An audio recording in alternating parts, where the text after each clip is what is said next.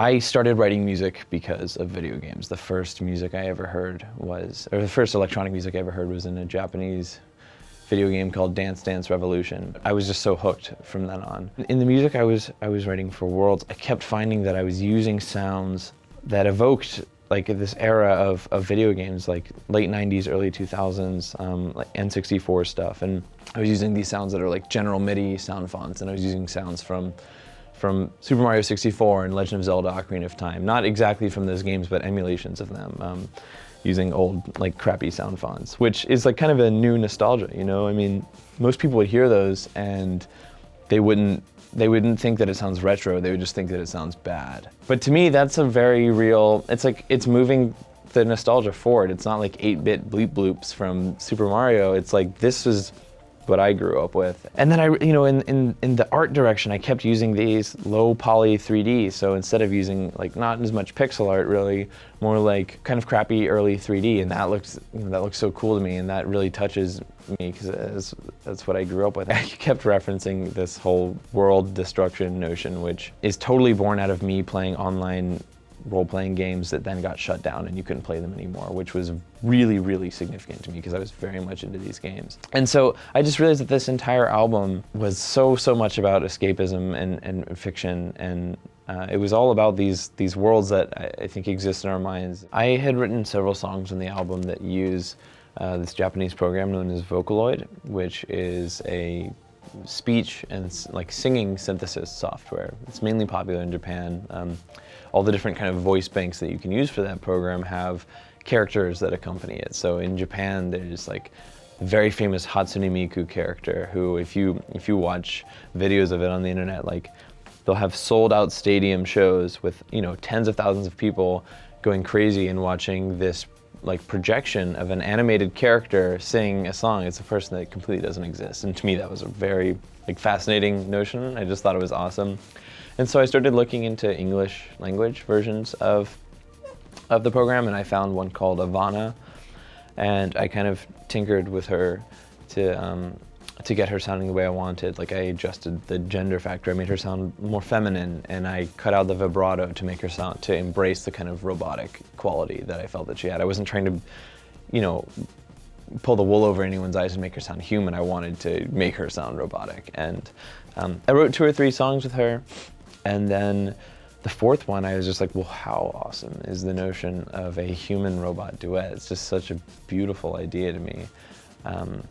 And so I kind of developed this loose fiction narrative of what was supposedly happening between this boy and this robot girl. And I wanted to get a featured vocalist on it, but time was running out, and so I just booked a nearby studio, since I don't even have the ability to record vocals in my home studio. Yeah, I just drank a couple beers and belted out vocals for the first time ever. And it became my favorite song on the album, actually. And it was done at the 11th hour, and you know, it was a battle to get that one out, because it seriously, I've never turned around a song to release that fast ever. It was seriously finished like a week before everyone heard it. Yeah, I definitely think I'll be singing more. I was happy with the result, and I think I'm even going to be singing at my shows, so I won't be hiding behind the studio. I just want to get out there, and I feel like a lot of the stuff that we see in electronic music now is so tight, so refined, and it might really unsettle some people for me to go out there and just sing confidently and not do a great job. But I don't know, to me there's something charming about the effort. I'm only gonna be alive so long, and I have a song where I'm singing, and I'm gonna go and perform that song live, and why the hell should I not sing it? So I'm gonna do it. I mean, I'm gonna have backing tracks, obviously. They're gonna be in there.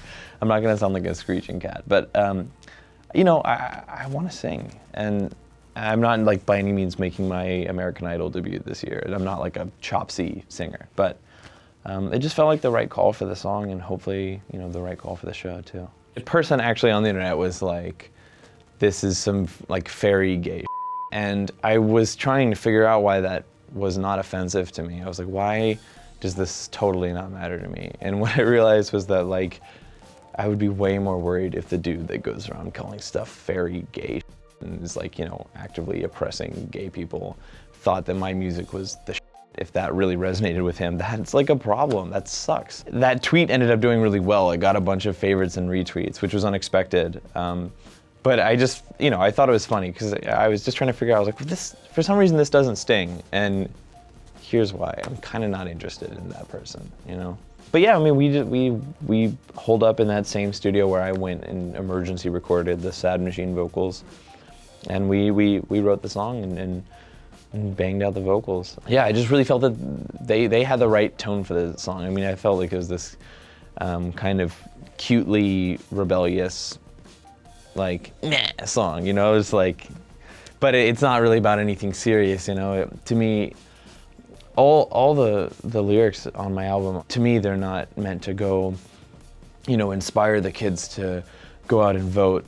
To me, it's not about really it's not about social inequality. It's very, very much about fiction, and it's very much about escapism and fantasy. I mean, the lyrics of Lionhearted, to me, we wrote the song and they were singing about space invaders, and that was kind of where we came from. I mean, the entire album to me is basically about fiction. That's what the whole world's idea comes from. I was messing around with soul samples, and I very much love like chipmunked up, like flipped soul beats, just kind of like late J Dilla-y sounding stuff, and just I love soul samples, and I think that the reason I love soul samples is because of the Daft Punk Discovery album. I mean, that remains my favorite album of all time. So when I heard the same style of records in a hip hop context, I was really, really in love when I was younger. Yeah, I was messing with soul samples, and I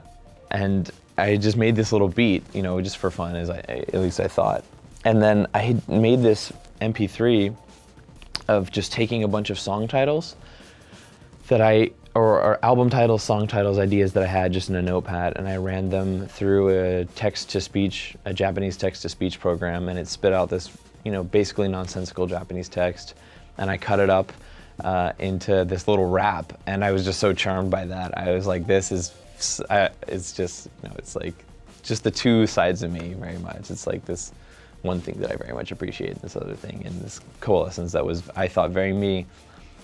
And yeah, that's one of my favorite songs on the album.